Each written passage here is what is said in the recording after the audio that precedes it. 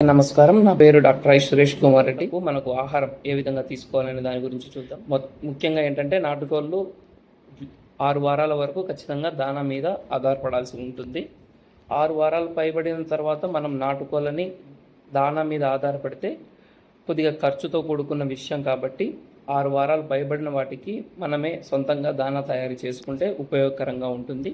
మనం తయారు చేసుకునే దానాలో మాంసకృతుల కోసం ఈ పదార్థాలను మనం వాడుకోవచ్చు. అవేంటంటే వేరుశెనగ, సోయా, పత్తి గింజలు, నువ్వులు, ఆవాలు, పొద్దుతిరుగుడు, కుసుమ చెక్కలు లేదా వీటి పొడి ఏదైనా వాడుకోవచ్చు. తర్వాత కొవ్వు పదార్థాల కోసం తవుడు, నూనె, సోయాబీన్ నూనె, పామాయిల్ మొదలైనవి వాడుకోవచ్చు. శక్తి కోసం మనము మొక్కజొన్న, సజ్జ, గోధుమ గింజలు, బార్లీ, నూకలు, నూనె తీసిన తవుడు ఇలాంటివి మనం వాడుకోవచ్చు. ఖనిజ లవణాల కోసం మనం సున్నపు రాగిగ్రిట్ ఇవి వాడుకోవచ్చు. విటమిన్లు సప్లిమెంట్ కూడా మనం వాడాల్సి ఉంటుంది. ముఖ్యంగా 6 వారాల వయసు ఉన్న వాటికి దానాలో 20 నుంచి 22% మాంసకృతులు ఉండేలా చూసుకోవాలి. తాగునీరు పుష్కలంగా ఉండేలా చూసుకోవాలి.